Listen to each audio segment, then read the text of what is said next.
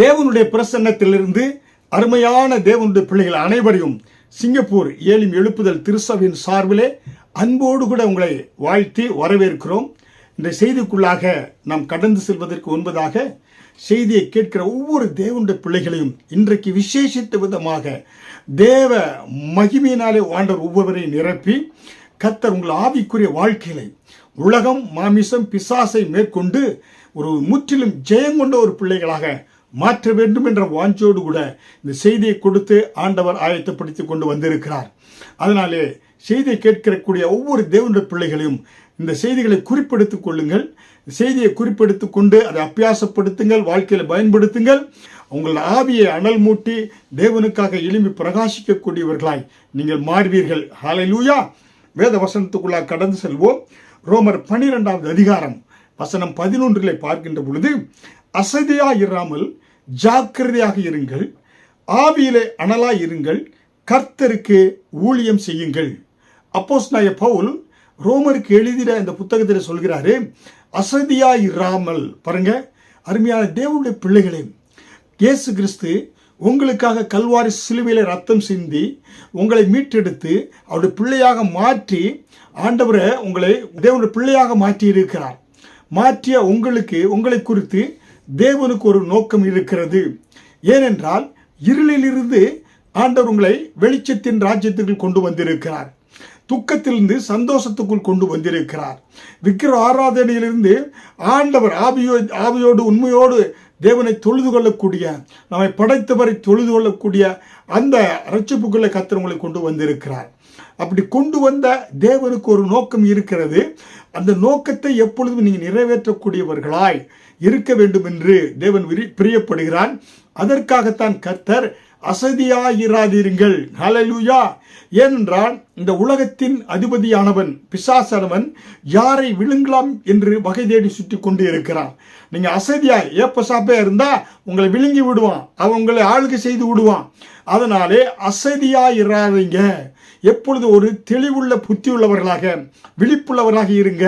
பிசாசுக்கு எதிர்த்து நில்லுங்க. உலகம் மாமிசம் பிசாசை மேற்கொள்ளக்கூடியவர்களாக இருங்க. ஒரு வெற்றியுள்ள வாழ்க்கையை வாழக்கூடியவராக இருங்க. இயேசு கிறிஸ்து ஜெயம் கொண்டவராய் இருப்பதினாலே நீங்களும் ஜெயம் கொண்டவர்களாய் வாழ வேண்டும் என்று கர்த்தர் பிரியப்படுகிறார். அதனால்தான் அப்போஸ்தலனாகிய பவுல் சொல்கிறார், அசதியாயிராமல் மிக மிக தெளிவுள்ளவர்களாக இருக்க வேண்டும். ஒரு தேசத்தை பாதுகாக்கக்கூடிய இராணுவம் என்ன செய்கிறது? அவர்கள் ரேடாரை வைத்திருக்கிறார்கள். இரவும் பகலும் தேசத்தை பாதுகாப்பது போல நீங்களும் உங்களுடைய ஆவிக்குரிய ஜீவியத்தை, இந்த சரீரமாகிய ஆலயத்தை நீங்கள் ஜாக்கிரதையோடு பாதுகாத்துக் கொள்ள வேண்டும். அதற்காக எப்படி இருக்குன்னாக்கா, ஆவியிலே அனலாய் இருக்க வேண்டும். ரட்சிக்கப்பட்டு நீங்கள் அபிஷேகத்தை பெற்ற பொழுது தேவன் உங்களுக்குள்ளாக ஒரு அனலை போட்டிருக்கிறார். அந்த அனலை என்ன செய்ய வேண்டும் என்றால், அது அவியாமல் ஆவியில் அனலாய் இருக்க வேண்டும். அது மங்கி போய் விடக்கூடாது. அந்த அனலை எப்பொழுதும் அனல் மூட்டி எழுப்ப வேண்டும். ஹல்லேலூயா. அப்படி எழுப்புகின்ற பொழுதுதான் கர்த்தருக்காக நீங்க ஊழியங்கள் செய்ய முடியும். ஹல்லேலூயா.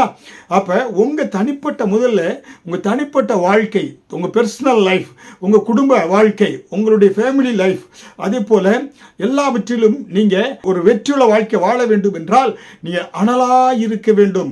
பிசாசனம் உள்ளே நுழைந்து விடாதபடி நீங்கள் உங்களை அனலாய் பாதுகாத்துக் கொள்ள வேண்டும். எப்பொழுதும் அனலாய் இருக்க வேண்டும். அனல் என்பது வெளிச்சத்தை கொடுக்கக்கூடியதாக இருக்கிறது.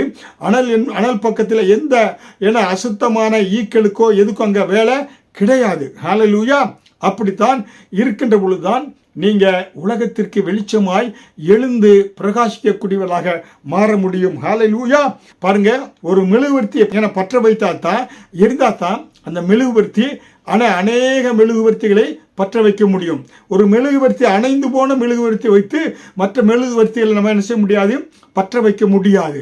அதனால நீங்க முதல்ல அனலாய் இருந்தா தான் மற்றவர்களை, நீங்க உங்க குடும்பத்தில் உள்ளவர்கள், மற்றவர்களை, உங்களை சார்ந்து இருக்கக்கூடியவர்களை நீங்க அனல் உள்ளவர்களாக மாற்ற முடியும். ஹல்லேலூயா.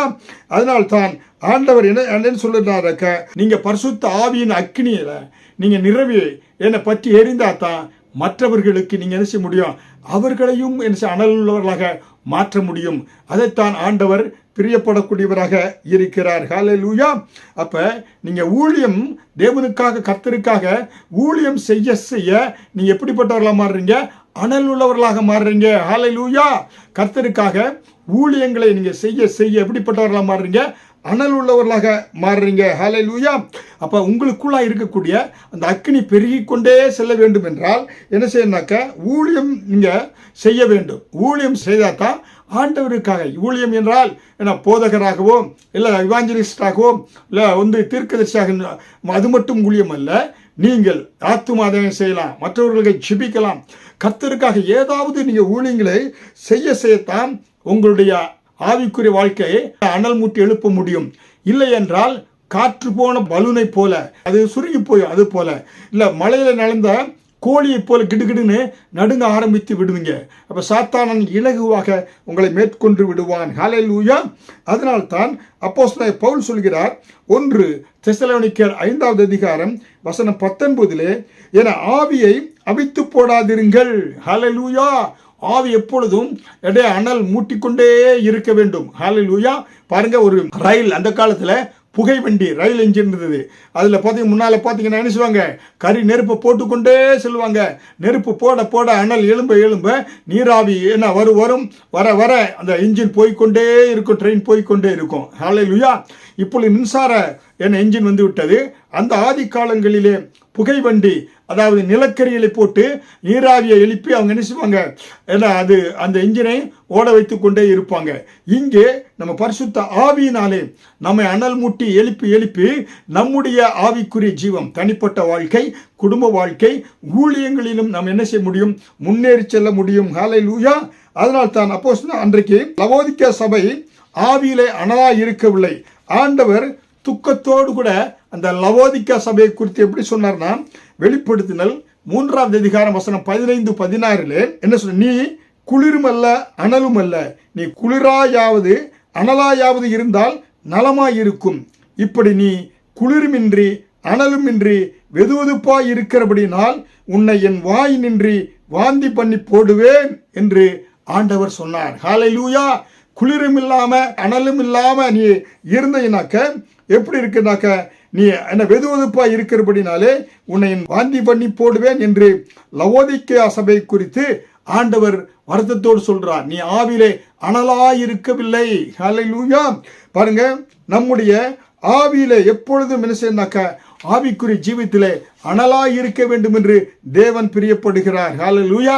இந்த ஆவியை அவித்து போடுவதற்கு உலகத்தினுடைய ஆசா பாசங்கள் என, உலகத்தினுடைய சினிமாக்கள், உலக நட்புகள் என, தீய காரியங்கள், மது மாது இப்படிப்பட்ட காரியங்கள் உங்களுடைய ஆவிக்குரிய அந்த அனலை அவித்து போடுவதற்காக பிசாசானவன் கொண்டு வரக்கூடியவனாக இருக்கிறான். ஹல்லேலூயா.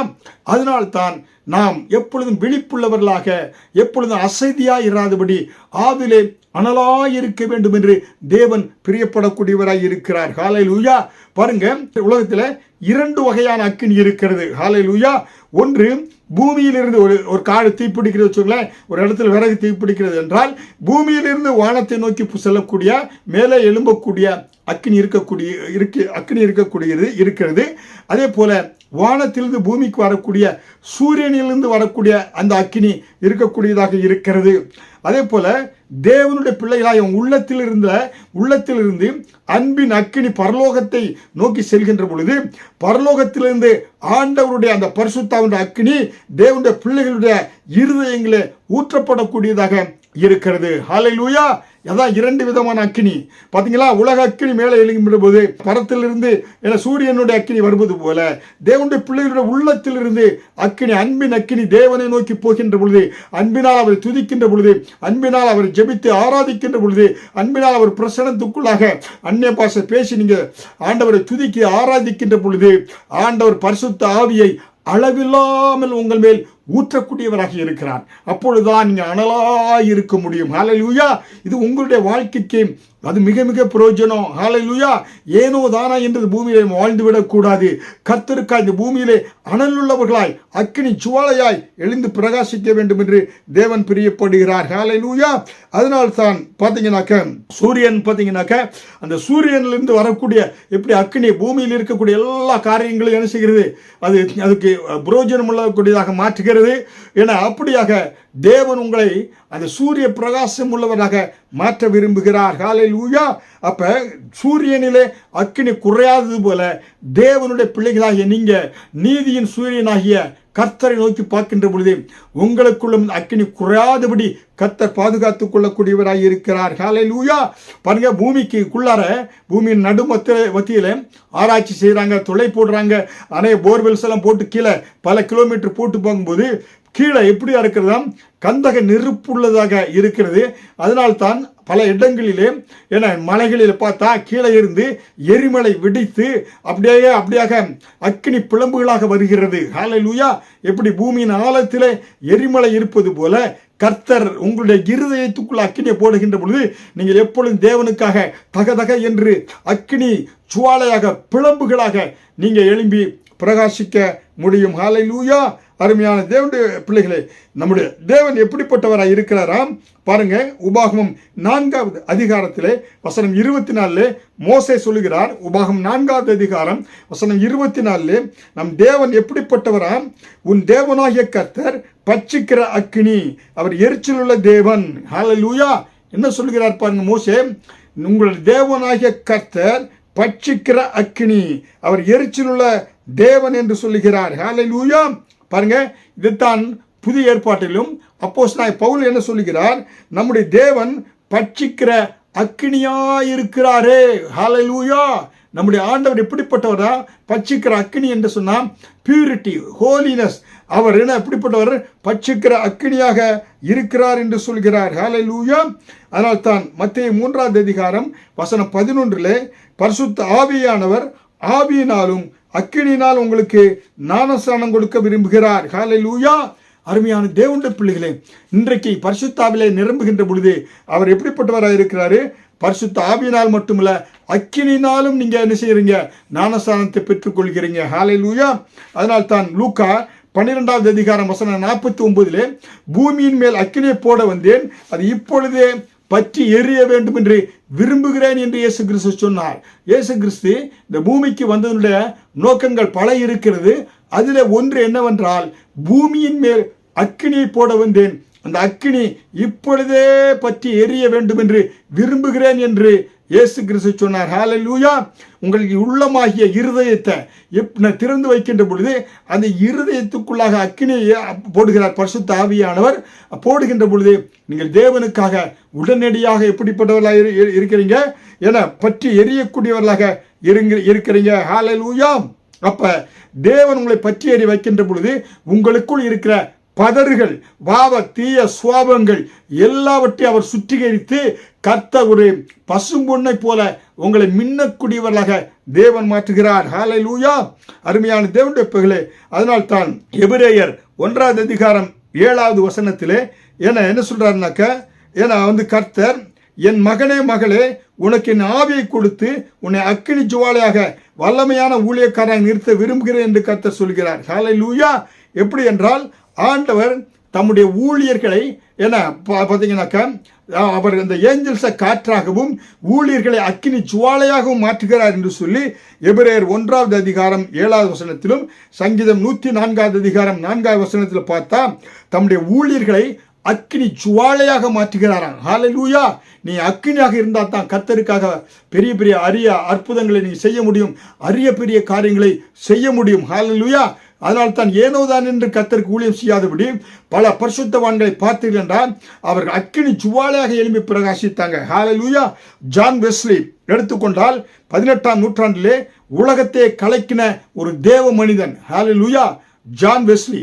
அவர் பார்த்தீங்கன்னா அவருடைய தாயார் சூசன்னா சாமுவேல், சாமுவேல் வெஸ்லி. அவர்களுக்கு அவங்க தாயாருக்கு 19 பிள்ளைகள். புரியுங்களா? அதில் 9 பிள்ளைகள் முதல்ல இறந்தாங்க. அதுக்கப்புறமாக பார்த்தீங்கன்னாக்க 4 பிள்ளைகள் ட்வின்ஸாக பிறந்தாங்க. அந்த பிள்ளைகள் இறந்து போயிட்டாங்க. அப்புறம் 8 பிள்ளைகள் அவர்களுக்கு நிலைத்திருந்தார்கள். அதில் பார்த்தீங்கன்னா இந்த ஜான் வெஸ்லி ஒருத்தர். புரியுங்களா? அந்த தாயார் அந்த சூசன்னா வெஸ்லி என்ன பண்ணாங்கன்னாக்க, ஒரு நாளைக்கு அவங்க பார்த்தீங்கன்னா அந்த வீட்டில் வேலைக்காரரும் கிடையாது, அவங்க தான் வீட்டில் கார்டன் வேலையை பார்க்கறது, மாடு வச்சுப்பேன், அதை பால் கறக்கிறது, அதுக்கு புல் போடுறது, பிள்ளைகள் அத்தனை பிள்ளைகளையும் கவனித்து அவங்க எப்பொழுதும் ஆவியில நிரம்பி அந்நிய பாஷை பேசித்து கொண்டே இருப்பாங்களா? அப்படி இருக்கும்போது ஒரு நாளைக்கு அட்லீஸ்ட் ஒரு 2 மணி நேரம் இவ்வளோ வேலை செய்தால் கூட போய் அப்படியே அந்நிய பாஷையில் பேசி ஆண்டவர் துய்த்து கொண்டே இருப்பாங்களாம். சமையல் செய்து கொண்டிருந்தால் அந்நிய பாஷையில் பேசி ஏன்னா துய்த்து கொண்டே இருப்பாங்க.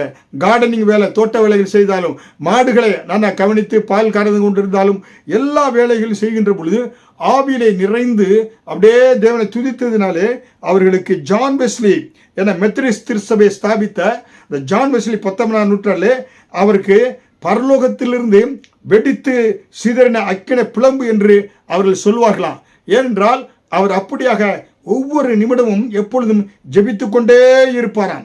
அவர் ஜெபித்து கொண்டே இருப்பதனாலே ஆண்டவர் அவருக்கு அக்கினி ஜுவாலையை போல கண்களை கொடுத்திருந்தாராம். ஜான் வெஸ்லிக்கு எப்பொழுதும் ஜெபித்து ஆவில அபிஷேகத்தில் இருந்ததினாலே அக்கினி ஜுவாலை போல கண்களை ஜான் வெஸ்லிக்கு கொடுத்ததினாலே அவர் கண்களில் இருந்து பரிசுத்த ஆவியுடைய வல்லமை எப்பொழுதும் புறப்பட்டு கொண்டே இருக்குமா. அவர் பார்த்தீங்கன்னா ஆண்டவர் சுவித்து கொண்டே இருப்பதனாலே உதடுகளிலிருந்து அக்கினி ஜுவாலைகள் உருவாகுமா. அப்படியாக அவர் தன்னுடைய சரீரத்தை அவயங்கள் ஒவ்வொருவரையும் ஆண்டவருக்கு ஒப்பு கொடுத்து அபிஷேகத்தினால நிரப்பப்பட்டிருந்தாராம் ஜான் வெஸ்லி. அவர் இந்த லண்டன் பட்டணத்தில் ஒரு முறை ரயிலில் பயணம் செய்து கொண்டிருந்த பொழுது அவர் பார்த்தீங்கன்னா அந்த ட்ரெயின் ஒரு ஸ்டேஷனில் நின்றது. அவர் இந்த ட்ரெயினுடைய ஜன்னல் ஓரத்தில் ட்ரெயினில் பயணம் செய்கின்ற போது அதில் உட்கார்ந்து இருந்ததுனால அந்த ஜன்னல் ஓரத்தில் இருந்த ட்ரெயின் ஸ்டேஷனில் பார்க்குறாரு. ட்ரெயின் ஸ்டேஷனில் பார்த்து கொண்டு இருக்கின்ற போது அங்கே இருக்கக்கூடிய ஜனங்கள், அந்த போர்ட்டர்ஸ் எல்லாரும் இவர் பார்வை பட்ட உடனே அப்படியே எல்லாம் முழங்கால் படிட்டு அப்படியே ஆண்டவருக்கு, ஆண்டவரே பாவியாக என்மேல் கிருபையாயிரும், பாவியாக என்மேல் கிருபையாயிரும் சொல்லி எல்லாரும் முழங்கால் பட்டிட்டு கண்ணீரோடு அப்படியே ஆண்டவருக்கு என ஒப்பு கொடுத்தாங்களாம். காரணம், ஒரு அபிஷேகம் பண்ணப்பட்ட மனிதனுடைய பார்வையிலே வல்லமையான அபிஷேகம் இருந்ததினாலே ஜனங்கள் தொடப்பட்டார்கள். ஹல்லேலூயா. எல்லாரும் அந்த அக்கினிமயமான தேவனை சந்திக்க முடியாதபடி கதறினார்களாம். ஐயோ நான் பாவி பாவி என்று கதறினார்களாம். ஹல்லேலூயா. அப்போ பார்த்தீங்கன்னாக்கா அப்படியே இந்த ட்ரெயின் போது வயலில் பார்க்குறாரு. அங்கே வயலில் வேலை செய்து கொண்டிருந்த மண்பட்டி விவசாயிகள் எல்லாம் அப்படியே வந்துருச்சுனாங்க. அப்படியே எனக்கு முழங்கால் போட்டிட்டு கதறினார்களாம், ஆண்டவரே கிருபையா என்மேல் இரும் என்று சொல்லி. ஹல்லேலூயா. காரணம், தேவன் அளவில்லாத அபிஷேகத்தை ஜான் வெஸ்லி மேலே ஊற்றியிருந்ததினாலே அந்த மனிதனுடைய அந்த பார்வையிலே ஒரு அபிஷேகம் இருந்தது. ஹல்லேலூயா. அருமையான தேவனுடைய பிள்ளைகளே, இன்றைக்கும் கர்த்தர் தாகம் உள்ளவன் மேலே தண்ணீரையும் ஊற்றக்கூடியவராக இருக்கிறார். ஹல்லேலூயா. யாராருக்கு தாகம் இருக்கிறதோ, ஆனால் அபிஷேகத்தின் மேல் தாகம் இருக்கிறதோ, கர்த்தர் அப்படிப்பட்ட அபிஷேகத்தை உங்கள் மேல் கூட்ட விரும்புகிறார். ஹல்லேலூயா. பாருங்க, தென்னாப்பிரிக்கா தேசத்திலே பார்த்தீங்கன்னா ரெய்னார்ட் போங்கே அவர் பிரசங்கம் பண்ணாருன்னா 2 மில்லியன் 20 லட்சம் 30 லட்சம் மக்கள் ஒவ்வொரு கூட்டங்களிலும் ரட்சிக்கப்படுவாங்க. ஹல்லேலூயா. 80 லட்சத்துக்கு மேலான மக்கள் 80 மில்லியனுக்கு மேலான மக்கள் நினைச்சாங்க அவர் ஆண்டவருக்குள்ளாக நடத்தினார், ரட்சிப்புக்குள்ளாக நடத்தினார். காரணம், அவர் அந்த ஆப்பிரிக்க தேசத்திலே ஒரு அக்கினி சுவாலையாக எழுப்பி பிரகாசித்தார். ஹல்லேலூயா. அதனால இன்றைக்கு கர்த்தர் வாஞ்சோடு இருக்கிற பிள்ளைகள் மேலே ஆவியின் வரங்களை அளவில்லாமல் ஊற்ற விரும்புகிறார். தேவனுக்காக எழுப்பி பிரகாசிக்க வேண்டும் என்று யார் விரும்புகிறாரோ அவர் மேலே கர்த்தர் என்ன செய்கிறாரு. ஆனால் இந்த கடைசி நாட்களிலே ஆண்டவர் வருகை சமீபமாய் இருக்கிறதுனாலே தேவன் அளவில்லாத அபிஷேகத்தை ஊற்ற விரும்புகிறார். ஹல்லேலூயா. அதனால் தன் வேத வசனம் சொல்லுகிறது, ஏசாயா 60ஆம் அதிகாரம் வசனம் 1-2 எழும்பி பிரகாசி, உன் ஒளி வந்தது, கர்த்தருடைய மகிமை உன்மேல் உதித்தது. இதோ இருள் பூமியையும் காரூர ஜனங்களையும் மூடும், ஆனாலும் உன்மேல் கர்த்தர் உதிப்பார், அவருடைய மகிமை உன்மேல் காணப்படும் என்று சொல்லி ஏசாயா தீர்க்கதரிசி 60ஆம் அதிகாரம் வசனம் 1-2 படி ஆண்டவர் உங்களுக்கு மேல் இருக்கிற அபிஷேகத்தை 1000 மடங்கு கர்த்தர் பெருக்கி உங்களை உயர்த்த ஆண்டவர் விரும்புகிறார். ஹல்லேலூயா. அந்த அபிஷேகம் பெருகிக் கொண்டே இருக்கும். ஹல்லேலூயா. அதனால் தான் தேவன் சொல்கிறாரு, வெளிப்படுத்தின அதாவது லேவியராகமம் 6ஆவது அதிகாரம் 13ஆவது வசனத்திலே, பலிபீடத்தின் மேல் அக்கினி எப்பொழுதும் எரிந்து கொண்டே இருக்க வேண்டும், அது ஒரு பொழுதும் அவிந்து போகலாகாது என்று சொல்கிறார். பாருங்க, லேவியராகமம் 6ஆவது அதிகாரம் 13 பலிபீடத்தின் மேல் அக்கினி எப்பொழுதும் எரிந்து கொண்டு இருக்க வேண்டும், அது ஒரு பொழுதும் அவிந்து போகலாகாது. ஹல்லேலூயா. அப்போ அருமையான தேவனுடைய பிள்ளைகளே, நீங்க தேவனோடு எப்பொழுதும் ஐக்கியத்தை வைத்துக் கொள்ள வேண்டும் என்று தேவன் பிரியப்படுகிறார். ஹல்லேலூயா. இடைவிடாமல் ஜெப ஐக்கியம், வேத வசனம், கர்த்தருக்கு ஊழியம் செய்வது, இப்படியாக நீங்க செய்கின்ற பொழுது உங்களுடைய அந்த ஆவியில அனலை இங்க அனல் மூட்டி எழுப்பி கொண்டே இருக்கிறீங்க. ஹல்லேலூயா. அப்ப நீங்க ஆவியின் வரத்தை அனல் மூட்டி எழுப்புகின்ற பொழுது நீங்க என்ன செய்யணாக்கா, அது எப்பொழுதும் எரிந்து கொண்டே இருக்கும். ஹல்லேலூயா. அப்ப எப்பொழுது எரிந்து கொண்டே இருக்க வேண்டும் என்றால் லேவியர் ஆசாரியர்கள் என்ன செய்யணும், அந்த அடுப்புல கட்டையை போட்டுக்கொண்டே இருக்கணும். ஹல்லேலூயா. கட்டையை போட்டுக்கொண்டே இருந்தா தான் என்ன உண்டாகுனாக்க அங்கே அந்த நெருப்பு அவியாமல் எப்பொழுது எரிந்து கொண்டே இருக்கும். கட்டை என்பது வேத வசனம், அதாவது ஜெபிப்பதை குறிக்கிறது. நீங்கள் ஜெபித்துக் கொண்டே இருக்க அது எரிந்து கொண்டே இருக்கும். பலிபீடத்தில் அக்கினி. ஹல்லேலூயா. நீங்கள் வேதம் வாசிக்க உங்கள் உள்ளமாகிய பலிபீடத்தில் அக்கினி எரிந்து கொண்டே இருக்கும். ஹல்லேலூயா. கர்த்தருக்காக ஊழியம் செய்ய, அபிஷேகம் பெற்று அனல் பெற்று ஊழியம் செய்ய உங்களுடைய அந்த பலிபீடம் எரிந்து கொண்டே இருக்கும். ஹல்லேலூயா. அருமையான தேவனுடைய பிள்ளைகளே, அப்போ உங்களுக்கு போட்ட அந்த அபிஷேகத்தை அந்நிய பாஷையை பேசுங்க. அந்நிய பாஷை பேச உங்களுக்குள்ளாக தீர்க்க தரிசன வசனங்கள், அற்புதம் செய்கிற வசனம், சுகமாக்கக்கூடிய வரங்கள் பார்த்தீங்கன்னா இப்படியாக வெளிப்பாட்டின் வரங்கள் கர்த்தர் இப்படியாக கொடுத்து ஆண்டவர் உங்களை என்ன செய்வாரு, எழும்பி பிரகாசிக்கும்படியாக செய்வார். ஹல்லேலூயா. அதனால்தான் நீதிமொழிகள் 31வது அதிகாரம் வசனம் 18 குணசாலியான ஸ்திரியின் விளக்கு இரவிலே அணையாதிருக்கும். ஹல்லேலூயா. பாருங்க, ஒரு குணமுள்ள, அதாவது விர்ச்சுவல் உமன், குணசாலியான ஸ்திரியினுடைய விளக்கு இரவுல கூட அணையாது இருக்கும் என்று வேதவசனம் சொல்லுகிறது. ஹல்லேலூயா. அப்ப உன்னத பாட்டு 5வது அதிகாரம் 2வது வசனத்துல நீங்க தூங்கினாலும் உங்களுக்குள்ளாக ஒரு விழிப்புணர்வு இருந்து கொண்டே இருக்கும். அதனால தான் வசனம் என்ன சொல்கிறது, உன்னத பாட்டு 5:2 நான் நித்திரை செய்தேன் ஆனாலும் என் ஆத்துமாவோ விழிப்பாய் இருந்தது என்று உன்னத பாட்டில் வாசிக்கிறோம். நித்திரை பண்ணா கூட உங்க ஆத்மா விழிப்புள்ளதாக இருந்தது என்று. ஹல்லேலூயா. அருமையான தேவனுடைய பிள்ளைகளே, இன்றைக்கு இந்த 2 விதமான இந்த அக்கினி என்ன செய்கிறது, உங்க வாழ்க்கையில் கிரி செய்யக்கூடியதாக இருக்குது. ஒன்று என்ன செய்கிறது, அக்கினி அப்படியே பற்றி எரியும். இரண்டாவது அக்கினி வெளிச்சத்தை கொடுத்து அசுத்தங்களை அது பக்கத்தில் வராதபடி செய்துவிடும். ஹல்லேலூயா. ஏனென்றால் கர்த்தர் உங்கள் மேலே அந்த அபிஷேகத்தை ஊற்று போடுகின்ற பொழுது நீங்கள் மகிமையின் மேல் மகிமை அடைந்து பிரகாசிக்கக்கூடியவர்களாக இருக்கீங்க. 2 கொரிந்தியர் 3வது அதிகாரம் வசனம் 18 மகிமையின் மேல் மகிமை அடைந்து மறுரூபமாக்கப்படுகிறோம். ஹல்லேலூயா. இங்கே ஒவ்வொரு தேவனுடைய பிள்ளைகளும் மறுரூபமாக்கப்பட வேண்டும். அக்கினி ஜுவாலையாக மாற வேண்டும். தேவன் உங்களுக்கு அக்கினி அபிஷேகத்தை கொடுத்து மகிமையின் மேல் குளோரி டு குளோரியாக மாற வேண்டும் என்று விரும்புகிறார். ஹல்லேலூயா. அதனால்தான் 2 கொரிந்தியர் 3வது அதிகாரம் 7வது வசனத்தில் எழுத்துக்களால் எழுதப்பட்ட கற்களில் பதிந்திருந்த மரணத்துக்கு எதுவான ஊழியம் செய்த மோசேயினுடைய முகத்திலே மகிமை பிரகாசம் உண்டானபடியினால் இஸ்ரேல் புத்திரர் அவன் முகத்தை நோக்கி பார்க்க கூடாது இருந்தது. 2 கொரிந்தியர் 3வது அதிகாரம் 8வது வசனத்திலே ஒளிந்து போகிற மகிமையுடைய அந்த ஊழியம் அப்படிப்பட்ட மகிமை உள்ளதா இருந்தால் ஆவிக்குரிய ஊழியம் அதிக மகிமை உள்ளதா இருக்கும். பாருங்க, அந்த மோசே செய்த காலத்தில் மகிமை அப்படி பிரகாசமாக இருந்தா இவ பரிசுத்த ஆவியினால் ஊற்றப்பட்டு நம்ம செய்யக்கூடிய ஊழியம் மிக அதிகமுள்ள மகிமையாக இருக்கும் என்று பவுல் சொல்கிறார். ஹல்லேலூயா. அருமையான தேவனுடைய பிள்ளைகளே, இன்றைக்கு தேவன் உங்களுக்கு என்ன செய்ய விரும்புகிறாரு, ஆண்டவர் உங்களை வெளிச்சத்தின் பிள்ளைகளாய் மாற்ற ஆண்டவர் விரும்புகிறார். ஹல்லேலூயா. அருமையான தேவனுடைய பிள்ளைகளே, அதனாலே அன்றைக்கு இஸ்ரவேல் ஜனங்களுக்கு என்ன செய்யப்பட்டது, அந்த இரவிலே அவர்களுக்கு அக்கினி ஸ்தம்பம் வழி நடத்தினது. ஹல்லேலூயா.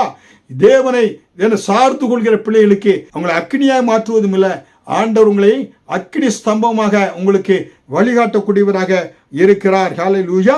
யாத்திராகமம் 14வது அதிகாரம் வசனம் 24-25 பார்க்கின்ற பொழுது இஸ்ரவேலருக்கு அக்கினி ஸ்தம்பம் வெளிச்சத்திலிருந்து அருமையாய் வழி நடத்தினது. ஆனால் கிழக்கு வெளுத்து வரும் ஜாமத்தில் அதே அக்கினி ஸ்தம்பம் எகிப்தியரின் சேனையை கலங்கடித்தது. பாருங்க, இஸ்ரவேல் ஜனங்களுக்கு அந்த அக்கினி ஸ்தம்பம் வெளிச்சத்தை கொடுத்தது, அனல் மூட்டியது. ஆனால் அதே அக்கினி எதிராளியான எகிப்து தேச சேனைகளுக்கு அது கலக்கத்தை உண்டு பண்ணியதாக மாறியது. கர்த்தர் உங்களுக்கு அனலை கொடுக்கின்ற பொழுது, வேணா உங்களுக்கு அக்கினி ஸ்தம்பமாக இருந்து நடத்துகின்ற பொழுது அது உங்களுக்கு ஆசீர்வாதம், எதிரிகளுக்கோ கலக்கத்தை உண்டு பண்ணக்கூடியதாக இருக்கிறது. ஹல்லேலூயா. கர்த்தர் அவர்களுடைய ரதங்களிலிருந்து உருளைகளை கலலவும் அவர்கள் தங்கள் ரதங்களை வருத்தத்தோடு நடத்தவும் பண்ணினார். ஹல்லேலூயா. அருமையான தேவனுடைய பிள்ளைகளே, அதனால இன்றைக்கு தேவன் உங்களை எப்படிப்பட்டவராக மாற்ற விரும்புகிறார், அக்கினி ஜுவாலையாக மாற்ற விரும்புகிறார். பின்பும் மோசேயும் ஆரோனும் ஆசாரிப்பு கூடாரத்தில் பிரவேசித்து வெளியே வந்து ஜனங்களை ஆசீர்வதித்தார்கள். அப்பொழுது கர்த்தருடைய மகிமை சகல ஜனங்களுக்குள்ளும் காணப்பட்டது. அன்றியும் கர்த்தருடைய சந்நிதியிலிருந்து அக்கினி புறப்பட்டு பலிபீடத்தின் மேல் இருந்த சர்வாங்க தகன பலியும் குளிப்பையும் எரித்து போட்டது. ஹல்லேலூயா. பாருங்க, அந்த அக்கினி என்ன செய்தது? சர்வாங்க தகன பலிகளை என்ன அது வந்து என்ன செய்தது? சர்வாங்க தகன பலிகளை எரித்து போட்டது. அதே அக்கினி எதிரிகளுக்கு அது கலங்கடிக்கக்கூடியதாக இருந்தது என்று நாம் பார்க்கிறோம். ஹல்லேலூயா. அதனால அருமையான தேவனுடைய பிள்ளைகளே, இன்றைக்கு இந்த பரலோக அக்கினி உங்கள் அக்கினினாலே ஆண்டவர் நிரப்ப விரும்புகிறார். அன்றைக்கு சாத்ராக் மேசேக் ஆபேத்நேகோவை வந்து நேபுகாத்நேசர் அக்கினியில தூக்கி போட்டான். ஆனாலும் அந்த உலக அக்கினி அவர்களை அவித்து போடாதபடி பரலோக அக்கினி அங்கே பரிசுத்த ஆவியானவர் உலாவினாலே உலக அக்கினியை பரிசுத்த பரலோக அக்கினி அதை என்ன செய்த அமிழ்த்து போட்டதினாலே இந்த எபிரேய வாலிபர்கள் என்ன செய்தாங்க? அவர்களால் அந்த அக்கினியில வேக முடியல, அக்கினி அவர்களை சேதப்படுத்த முடியல. பார்க்கிற அரசன் அங்க 4 பேர் உலாவுறாங்க. கூட உலாவினார் பரிசுத்த ஆவியானவர் அவர்களை பாதுகாத்தார் என்று பார்க்கிறோம். ஹல்லேலூயா.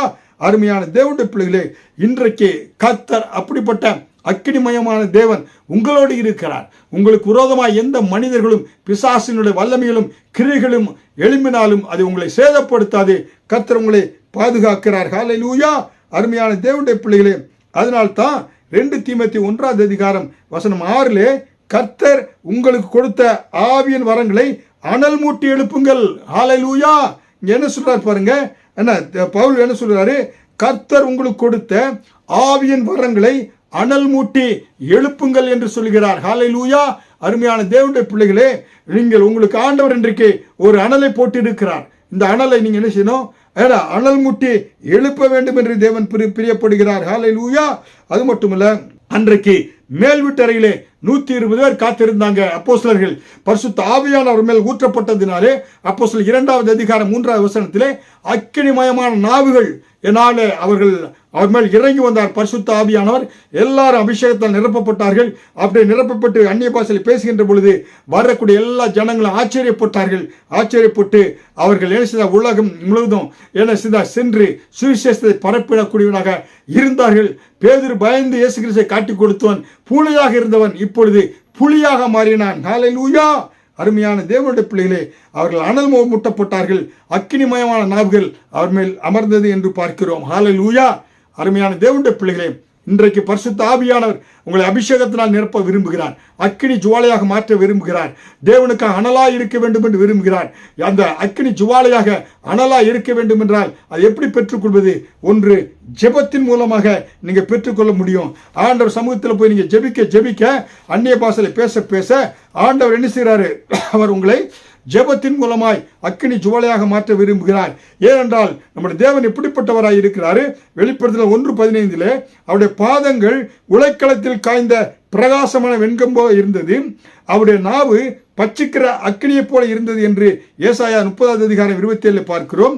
வெளிப்படுத்தல் 1:16 அவருடைய முகம் வல்லமையாய் பிரகாசிக்கிற சூரியனை போல இருந்தது என்று பார்க்கிறோம்.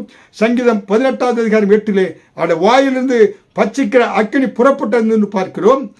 2 சாமுவேல் 22:9 அவருடைய நாசியிலிருந்து பச்சிக்கிற புகை எழும்பிட்டு என்று பார்க்கிறோம். ஹல்லேலூயா. அருமையான தேவனுடைய பிள்ளைகளே, தானியேல் 7:9-10 அவருடைய சிங்காசனம் அக்கினி ஜுவாலையும் அதன் சக்கரங்கள் எரிகிற நெருப்புமாய் இருந்தது.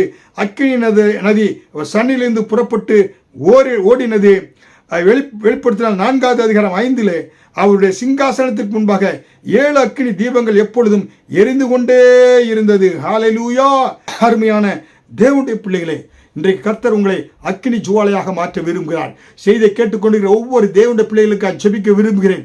நீங்க ஜெபிக்கின்ற பொழுது தேவன் உங்கள் மேல ஒரு அளவு கடந்த அபிஷேகத்தை ஊற்ற விரும்புகிறார்.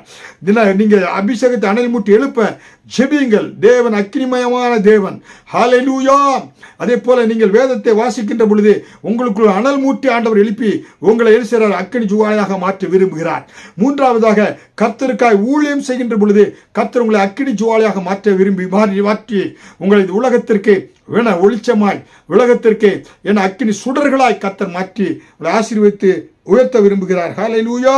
அருமையான தேவனுடைய பிள்ளைகளே, கர்த்தருக்காய் எழும்பி பிரகாசித்த ஜார்ஜ் முல்லர், கர்த்தருக்காய் எழும்பி பிரகாசித்த அப்போஸ்தலன் 19ஆம் நூற்றாண்டோட அப்போஸ்தலன் சுமித் விகில்சன் இருந்து பார்க்கிறோம்.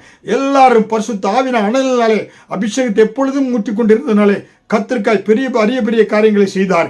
இன்றைக்கு செய்தியை கேட்டுக்கொண்டிருக்கிற ஒவ்வொரு பிள்ளைகளும் மேல அளவு கடந்த அபிஷேகத்தை ஊற்றி அக்கினி சுவாலையாய் ஒவ்வொருவரையும் மாற்றும் ஆண்டவரே. கர்த்தாவினுடைய வருகைக்கு முன்பாக ஒரு கூட்ட ஜனங்களை ஆண்டவரே எல்லா ரட்சிப்புக்குள்ளாக நடத்தி ஆண்டவரே அவர்கள் எழுப்பி பிரகாசிக்கிற நட்சத்திரங்களை போல் திகழணும் அப்பா. அதற்காக நீ உதவி செய்வதற்காக நன்றி. எல்லா கேட்கிற பிள்ளைகளுடைய வியாதிகள் நீங்கட்டும், எல்லா பலவீனங்கள் நீங்கட்டும், சோர்வுகள் நீங்கட்டும் ஆண்டவரே. அசதியாயிராமல் ஆவில அனலுள்ளவர்களாய் மாற்றுவதற்காய் நன்றி. தொடர்ந்து ஆசீர்வதியும். இயேசு கிறிஸ்து மூலம் ஜெபிக்கிறேன் ஜீவனுள்ள நல்ல பிதாவே, ஆமேன். கர்த்தர் உங்களை ஆசீர்வதிப்பாராக.